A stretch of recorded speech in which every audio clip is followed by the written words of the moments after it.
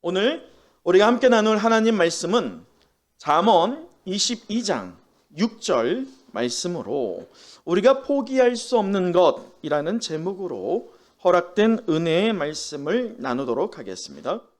네, 우리가 5월은 어떤 달이라고 합니까? 가정의 달이라고 합니다.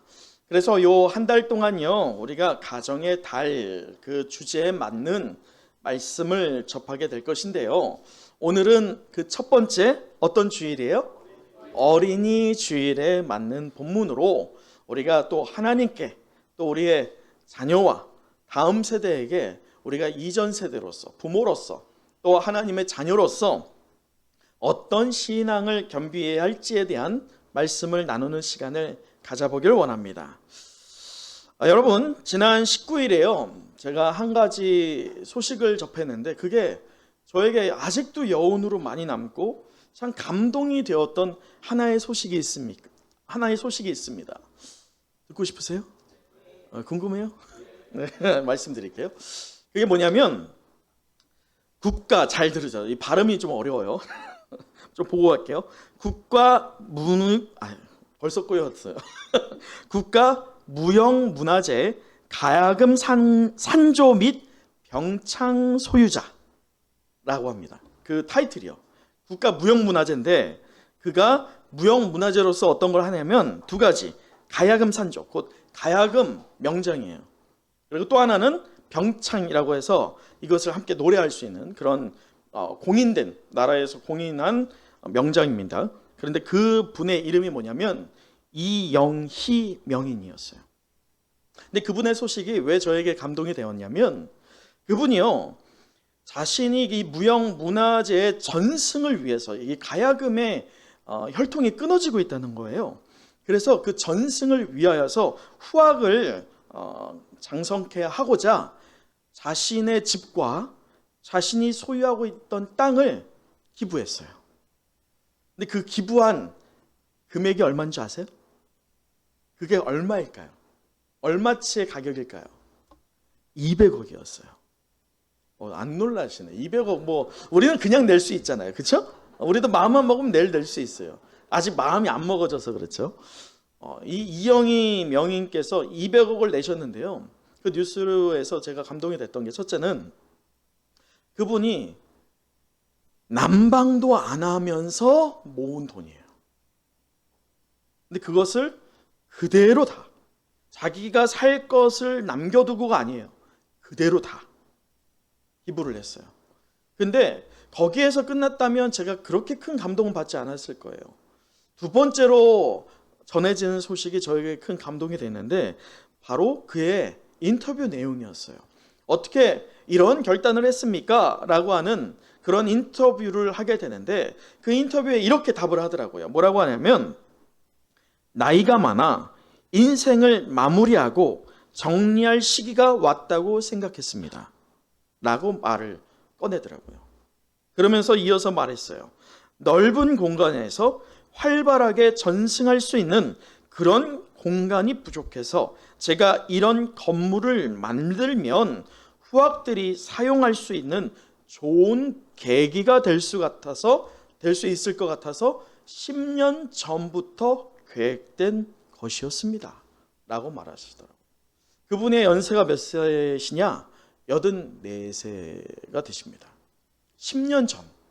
우리 같으면 10년 전 74세, 74살 정도가 되면 이제 나의 노후를 준비해야 되겠죠. 그런데 그렇지 않았어요. 그분은 노후가 아니라 그의 후학들을 기를 것을 어떻게 하면 좋을까를 모색해 갔다는 것이죠. 그러면서 그의 인터뷰의 마무리에는 뭐냐면 허락만 해주신다면 그렇게 건물의 한 귀퉁이에 좁은 공간을 마련해 주시면 내가 거기에 거처를 삼고 내 인생을 마무리할 수 있을 것 같다 라고 말하는 인터뷰였습니다. 여러분, 우리가 코로나 팬데믹으로 인하여서요 우리 교회는 많은 것들이 변했습니다. 그 중에서도 신앙에 있어서 아주 적지 않은 것들이 변해갔어요. 내가 원했든 원하지 않던 말입니다. 이제 엔데믹을 맞이합니다. 여러분, 내일부터 어떤 뉴스가 들려요? 내일부터 뭐 합니까? 야외에서는 마스크 벗어도 돼요. 할렐루야. 얼마나 좋아요. 우리 야유회 갈 수 있어요. 여러분, 그러나 기쁜 소식은 맞아요. 정말 우리가 기다리던 소식입니다. 그렇지만 문제가 있어요. 우리들의 일상은 조금씩 회복되고 있지만 정작 무엇은 회복되지 못하고 있습니까? 아직은 우리의 신앙이 회복될 준비가 되어 있지 않다는 것입니다. 이렇게 되면 어떤 문제가 있느냐? 일상은 회복되는데 신앙은 멈춰 있는 거예요. 그러면 괴리감이 생기고 결국은 그 중간에 다리가 끊어져 버리게 돼요. 교회 따로, 생활 따로. 아예 그렇게 신앙생활이라고 착각한 채 우리는 영위하게 되는 것이죠. 여러분, 이러한 때에 여러 교회 교육기관들이요, 포스트 코로나, 이 포스트 코로나가 뭐냐면 코로나 이후라고 하는 말이에요. 그 코로나 이후에 교회가, 그리고 교회 공동체가 무엇을 집중해야 될까, 무엇을 준비해야 될까라고 하는 그러한 대안들을 많이 내놓습니다. 그런데 그 대안들이 같을까요? 틀릴까요? 다 달라요. 제각각이에요. 교육기관마다 이것이 중요하네, 저것이 중요하네, 다 다릅니다. 그런데 참 신기한 게 있어요. 모든 교육기관들이 말하고 있는 그 핵심적인 것들에서 하나는 겹치더라는 거예요. 하나는 다 겹쳐요. 이것이 준비되지 않으면 한국 교회는 끝장난다. 그게 뭘까요? 말씀? 그게 바로 다음 세대예요. 다음 세대가 준비되지 않으면 이전 세대들이 점차 시간이 지날수록, 우리는 사실 그렇잖아요. 여러분, 죄송하지만 여기 있는 대부분의 분들이 살아온 날보다 살아갈 날이 적어요, 많아요? 적어요. 우리 객관적으로 한번 보자고요. 우리가 앞으로 살아갈 날이 적어요, 살아온 날보다는. 그건 당연한 겁니다. 그렇다면 이제 한두 명씩 하나님 나라로 갈 거예요. 그러면 교회는 이제 어떻게 돼요? 비어지는 거예요. 영국 교회가 그러했듯이, 유럽의 교회들이 그러하듯이 교회는 이제 노년만 남게 되고, 그리고 천국 소망만 갖게 되는 그러한 일들이 일어나게 된다는 것입니다. 여러분, 그래서 저에게 이것을, 저도 이 다음 세대, 포스트 코로나를 준비하면서 다음 세대를 우리가 어떻게 준비하면 될까, 그것을 고민하던 찰나에 이 소식이, 이 이영희 명인의 소식이요, 저에게 큰 도전이지 않을 수 없었어요. 한편으로는 도전이 되면서도 부끄러웠어요.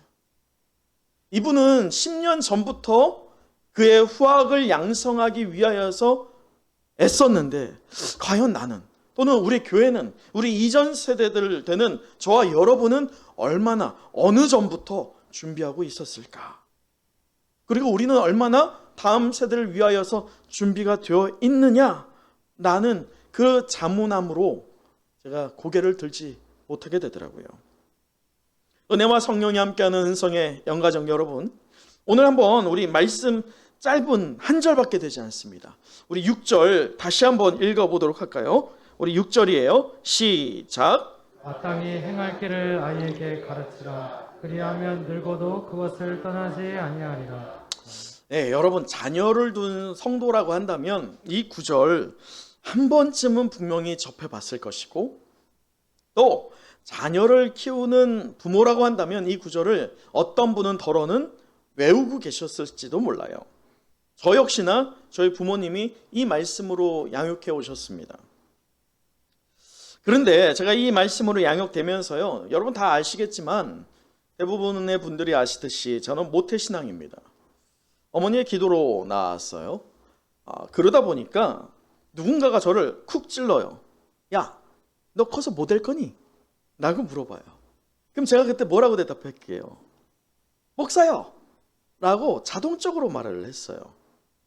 어머니와 아버지로부터 받은 말씀의 양육 때문에 그렇겠죠. 어릴 때 교회에서요, 했던 모든 것이 재밌었어요. 전도사님께서 말씀 전하는 것도 너무 재밌는 거예요.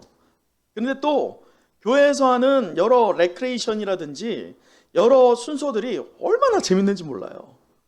더욱이 가장 저에게 기다렸던 날이 있어요. 그게 언제니까요? 크리스마스. 크리스마스도 너무 기대가 됐어요. 근데 그것보다도 좀 더 긴 성경학교예요. 성경학교. 왜 성경학교는 1년에 2번밖에 안 한대? 라고 하는 그 불만이 저한테 있었어요. 맨날 했으면 좋겠다. 매주 했으면 좋겠다. 여러분 여기에 계신 분들도 그 성경학교의 교사로서 얼마나 열정을 태웠었는지 저는 기억합니다. 여러분의 그런 헌신과 공로와 그리고 봉사로 인해서 어쩌보면 제가 이 자리에 서 있을 거라 저는 믿습니다. 그때 정말 교회에서 했던 모든 게 저는 좋았고 행복했어요.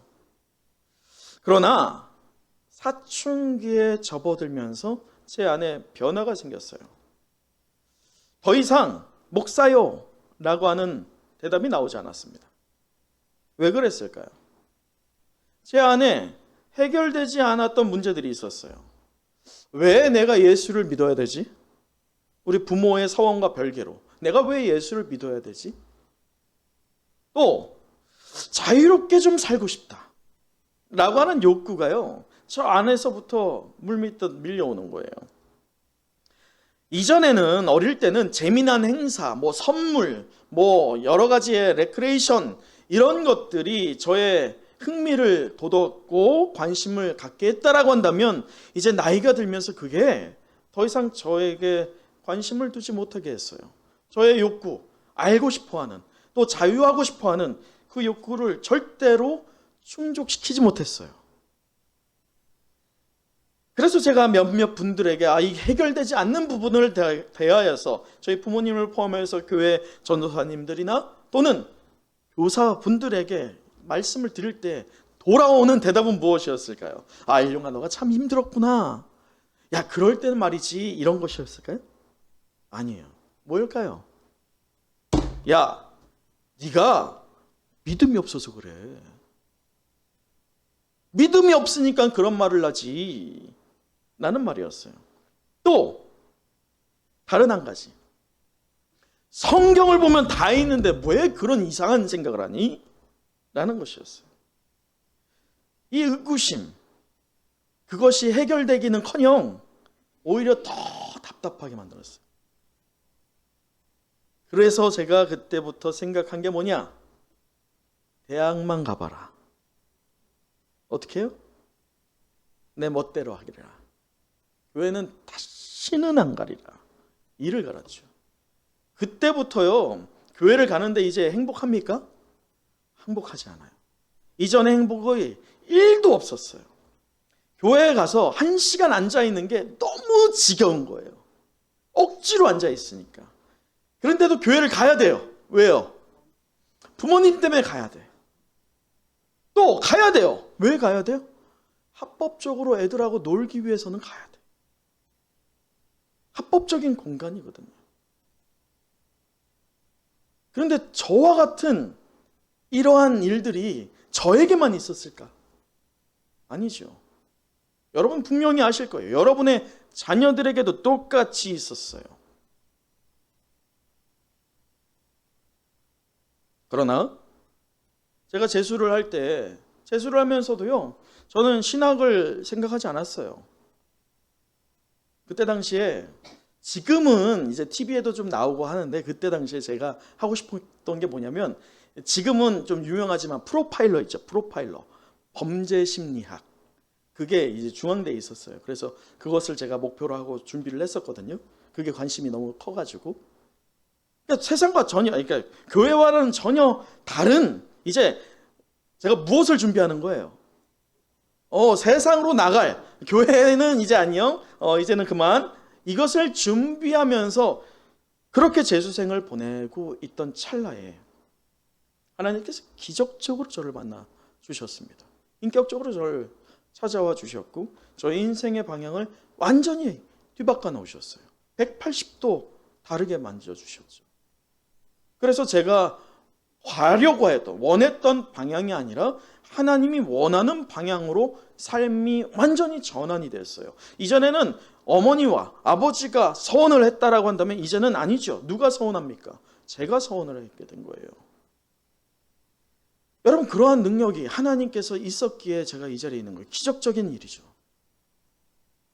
사랑하는 은성의 성도 여러분, 우리 은성교회가 갖고 있는 심각한 한 가지의 문제가 있어요. 그것이 무엇일까요? 중직자, 직분자의 자녀들이 교회를 나가지 않는다는 겁니다. 다른 교회에 나가면 감사하죠. 제가 말하는 거는 아예 교회를 안 다니게 된 거예요. 자, 그렇다면 뭐가 문제일까요? 어디에서 잘못된 것일까요? 만약에 저도 기적적으로 하나님을 만나지 않았더라고 한다면 옛날에 어릴 때의 유년기의 추억은 있겠지만 사춘기에 들어서 해결되지 않았던 그 의구심과 불만과 욕구들이 아무도 해결해 주지 않았기 때문에 저 역시나 교회를 떠나갔음이 분명합니다. 여러분, 분명한 것은요, 재미난 행사 위주, 어떤 선물, 그것이요, 다만 아이들에게만 통하느냐? 아니에요. 그게 참 흥미로운 게요, 아이와 어떤 부류가 같다라고 봅니까? 노년이에요.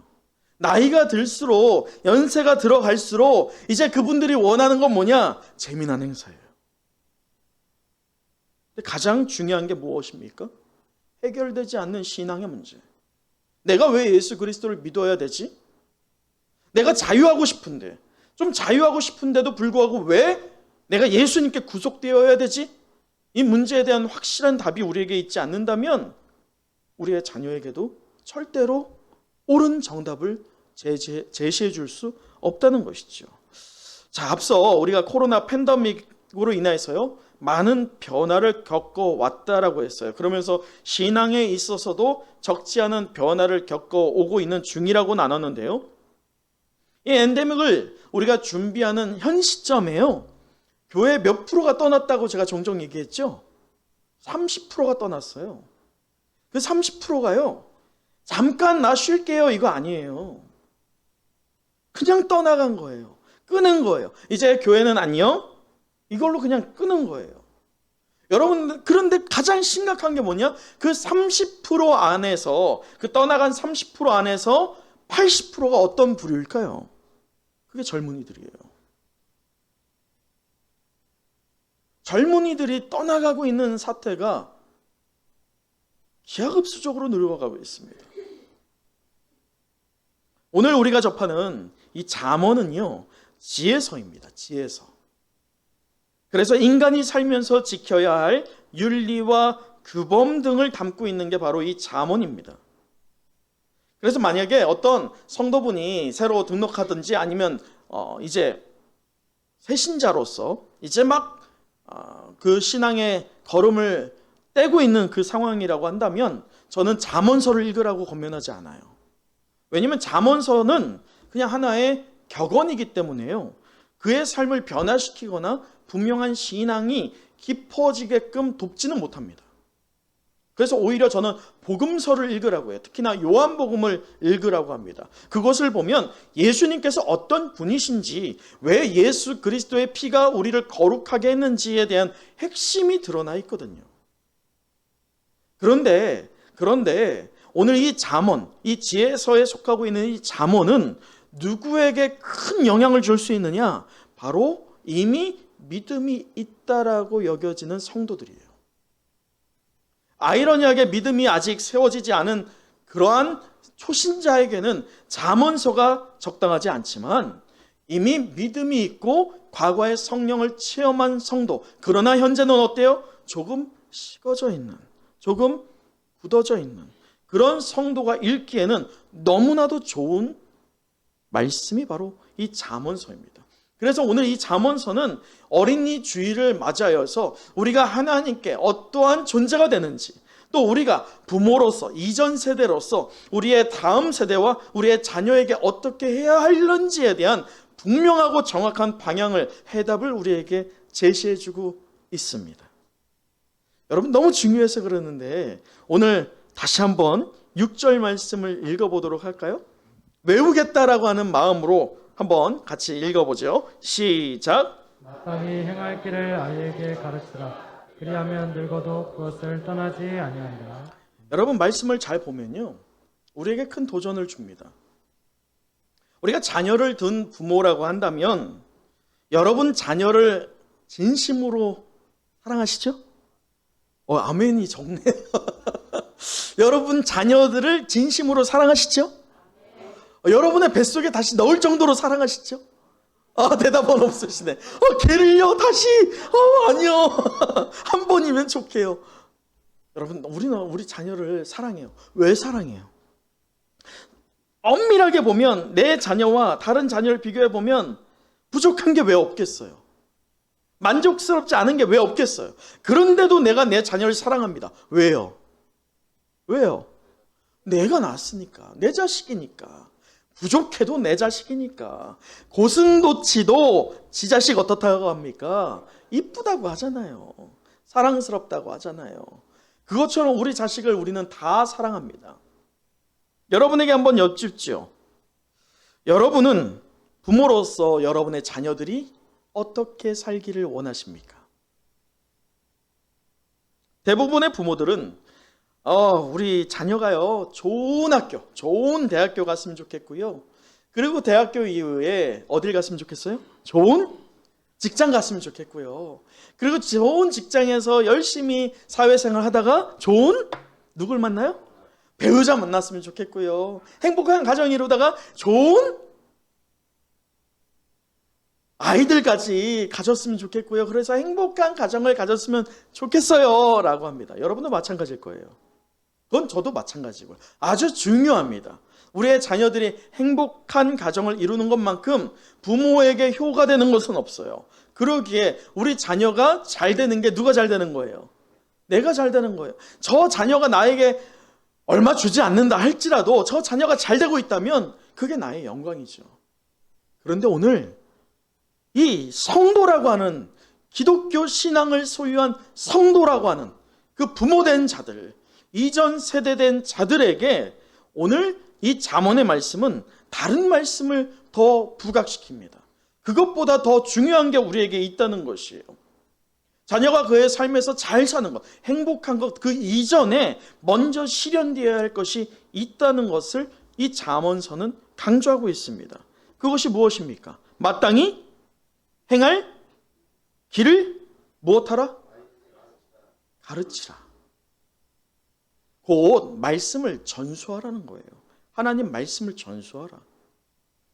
여러분 얼마 전에 우리 분이할 밤 기도회에 있었잖아요. 잘 끝냈어요. 하나님의 또 인도하심으로 은혜롭게 끝냈는데 이 분이할 밤 기도회가 진행되면서 제게 큰 감동이 되었던 몇몇 일들이 있었는데 그 중에 하나가 뭐냐면 우리 신지현 집사님, 이수연 집사님 가정에 아이들을 데리고 나온 거예요. 그 밤에. 사실 이 금요 성령 집회는 저녁 늦게 이루어지기 때문에 아이들에게는 좀 부담입니다. 그런데도 아이들을 데리고 나온 이 부부 내외의 그 믿음의 반응이 참 감동이었어요. 근데 그것보다도 더 감동이었던 사건이 있습니다. 그게 무엇이었냐면 바로 하윤이에요. 하윤이가 저기 앉아가지고 아빠 옆에 앉아가지고 같이 찬송하는 거예요. 근데 이 아이가 글을 읽어요? 못 읽죠. 그럼 뭘 찬송하는 거예요? 누굴 따라하는 거예요? 아빠를 따라하는 거예요. 어른들을 따라하는 거예요. 또 제가 말씀을 증거하다 보니까 우리 어른들이 아멘이라고 하니까 하윤이도 뭐예요? 아멘! 하는 거예요. 어린아이처럼 반응하고 있는 그 아름다운 모습. 여러분 우리 하윤이가 우리 일부 예배에서도 아주 이쁜 아이로서 자라고 있습니다.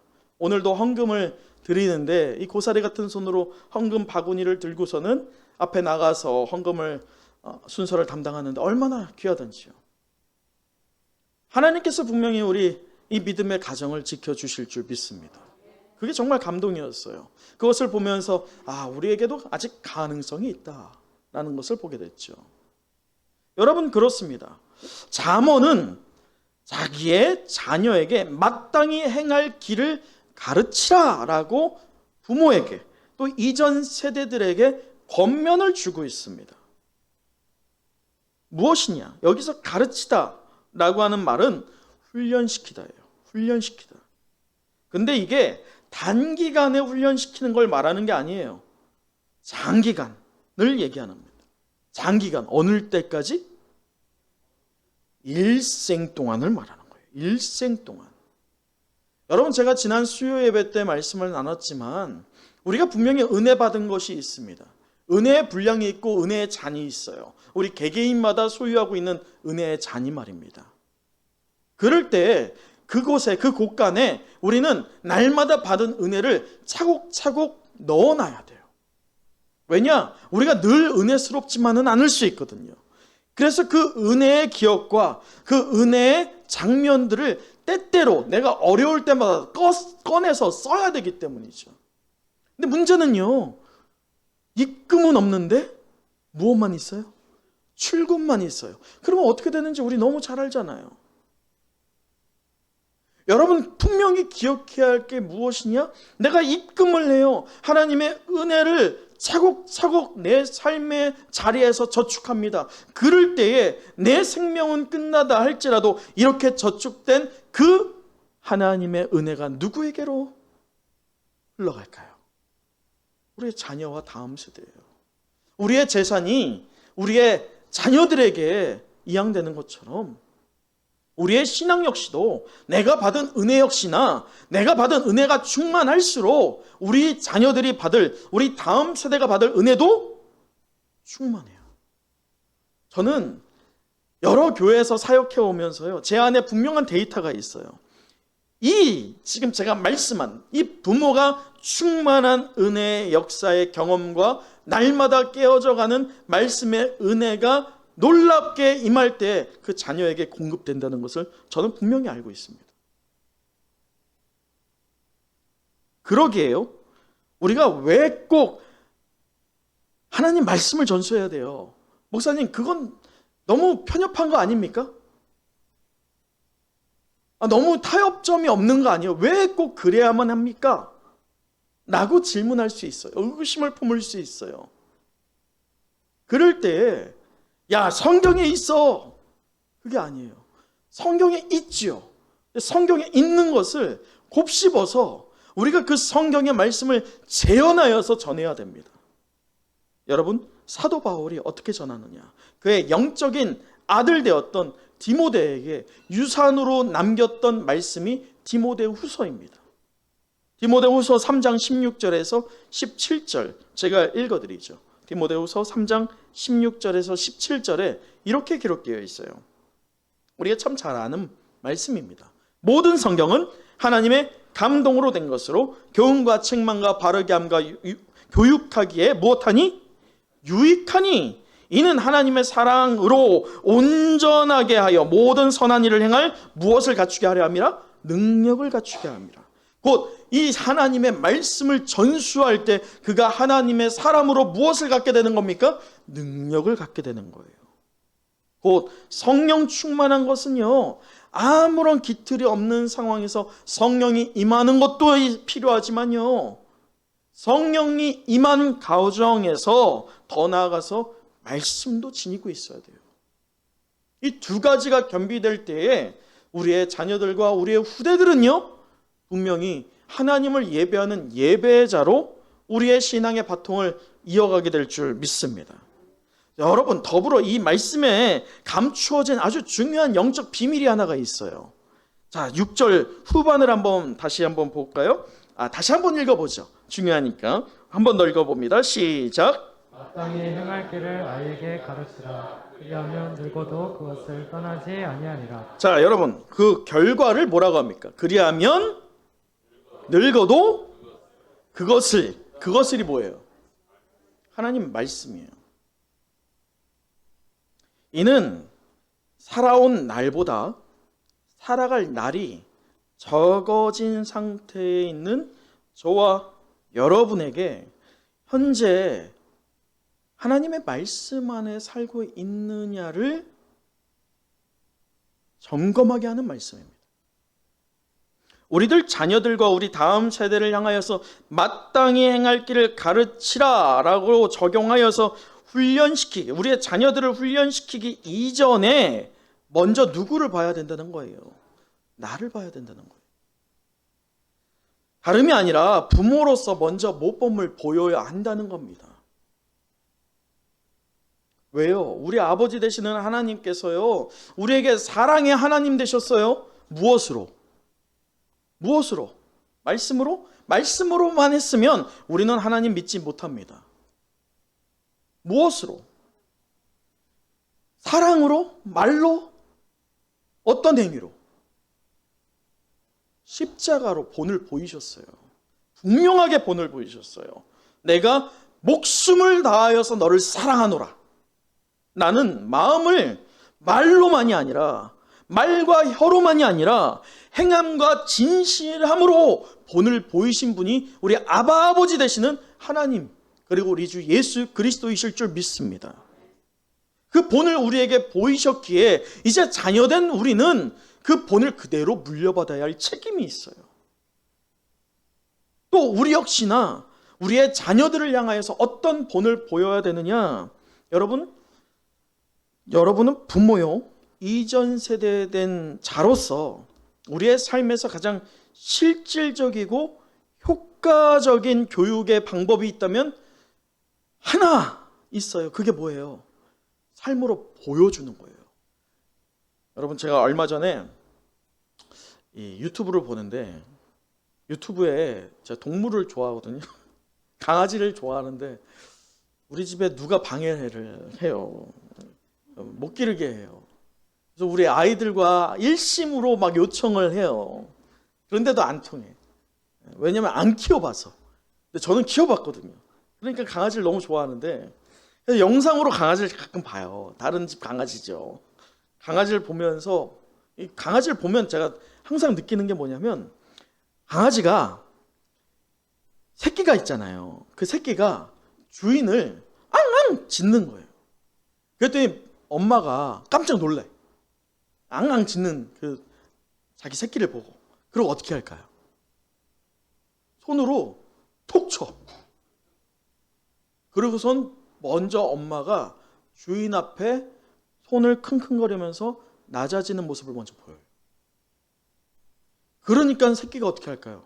똑같이. 가장 좋은 방법은요, 보여주는 거예요. 보여주는 거예요. 믿음의 삶이 무엇인지를 보여주는 거예요. 여러분, 믿음의 삶을 살아갈 때 우리의 삶에 축복이 가득할 줄 믿습니다? 아니요. 그건 기복신앙이에요. 그렇지 않아요. 대부분 그렇지 않아요. 내가 믿음으로 살고 있지만 오히려 그 믿음 때문에 내가 곤란함을 당할 수 있어요. 포기해야 할 것들이 생길 수 있어요. 그런데 세상 사람들은 포기하는 걸 뭐라고 해요? 미련하다고 해요. 왜 그렇게 융통성이 없냐고 합니다. 그런데 그게 우리의 자녀들에게 어떻게 보여줘야 됩니까? 그게 믿음으로 보여줘야 돼요.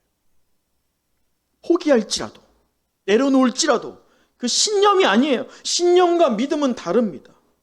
믿음은 하나님의 사랑, 내게 보여주신, 내게 본으로 느끼게 허락하여 주신 오감을 통해서, 아니 육감, 우리의 영까지 포함하여서 온 신경을 다하여서 깨닫게 하여 주신 하나님의 사랑을 내가 받고 있다라는 것을 삶으로 드러내야 합니다. 그것이 부모요, 이전 세대되는 기독교 신앙을 가진 저와 여러분의 사명이라는 겁니다. 그래서 부모 되기가 쉬워요, 어려워요? 어려운 거예요. TV에서 그러더라고요. 야, 부모가 뭐 그냥 어떻게 하다 보니까 부모가 되는 거지. 뭐 너 아무나 부모 되냐? 아니, 처음부터 부모 되냐? 여러분, 그것만큼 무책임한 거 없어요. 맞죠? 처음부터 부모인 사람이 어디 있어요? 과정에서 부모로 만들어가는 건 맞습니다. 그러나 부모된 자로서 준비됨이 없다면 이 자녀는 미래가 불투명해집니다. 여러분, 다시 한번 제가 여러분에게 질문해 볼게요. 아까의 질문을. 여러분은 기독교 신앙을 소유한 부모로서 여러분의 자녀가 어떻게 살기를 원하십니까? 좋은 대학교 나오고, 좋은 직장 나와서 좋은 사람 만나고 좋은 가정을 이루어서 좋은 아이들과 행복하게 사는 것, 거기까지만이라고 한다면 우리는 신앙인으로서 하나님의 자녀된 자로서 우리의 자녀에게 기름 부음을 이어가지 못하고 있다는 것입니다. 콩 심은 데 콩 나고 팥 심은 데 콩 날까요? 확 나요. 기독교 신앙을 소유한 부모된 자로서 우리의 자녀들에게 내가 부모로서 이전 세대로서 기도하는 모습을 보이지 않으면 그런 채 우리의 자녀들에게 얘 힘들 때 기도해. 그 자녀가 어릴 때는 기도하죠. 점차 그의 이성이 깨어지고 자기의 삶의 방향이 정해질 때 코웃음 칠 겁니다. 속으로 이런 말을 할 거예요. 어떤 말? 너나 잘하세요.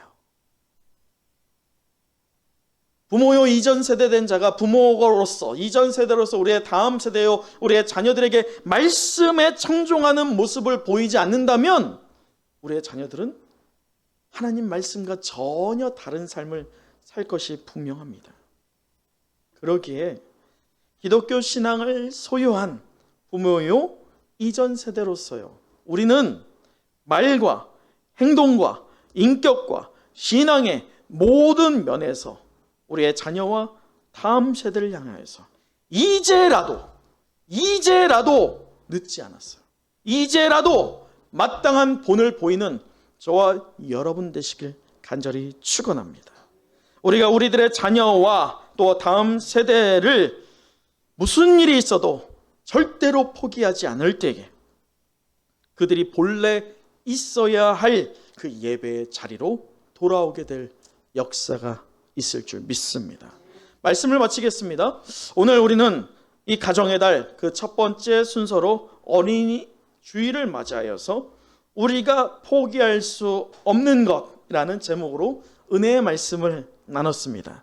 우리 마지막으로 다시 한번 6절 말씀 읽어보도록 하죠. 6절 시작. 마땅히 행할 길을 아이에게 가르치라. 그리하면 늙어도 그것을 떠나지 아니하리라. 아멘. 여러분 이제 부모요 이전 세대된 성도로서 여러분이 절대로 포기하지 말아야 할 것 그것이 무엇인지 이제 아시겠습니까? 우리 자녀들과 우리의 다음 세대를 향하여서 하나님 말씀을 전수하는 저와 여러분 되시길 간절히 원합니다. 여러분 이제 엔데믹을 맞이하면서 저 세상은요 마스크 벗는다고 좋아합니다. 여러분 마스크 안 벗어도 사람들이 가득가득했어요. 마스크 벗으면 더 많겠죠. 합법적이니까. 그러나 정작 우리가 기뻐해야 할 것은 무엇일까요? 마스크를 벗는다는 것. 장담하건대요. 지금 여러분이 해온 그대로 그 모습 그대로를 그냥 앞으로도 변함없이 그대로 한다? 일도 바뀌지 않을 거예요. 하나도 바뀌지 않을 겁니다. 아니 오히려 바뀌지 않았던 게 더 어그러질 것이 분명합니다. 저는 요즘 날마다 이 포스트 코로나를 놓고 기도합니다. 어떻게 하면 대비할 수 있을지 간절하게 기도합니다. 지혜를 구합니다. 제가 하나님보다 앞서가지 않길 바라면서요. 외로이 저 혼자 저 홀로 준비하지 않기를 바랍니다. 여러분이 도와주셔야 합니다. 함께 하셔야 됩니다. 가장 시급한 문제부터 하나씩 점검해 나갈 겁니다. 오늘 구역장 모임을 시작으로 말이죠. 가장 우리에게 시급한 문제가 무엇일지를 점검해 나가면서 지금 그대로 해왔던 바가 아니에요. 이것으로는 승산이 없어요.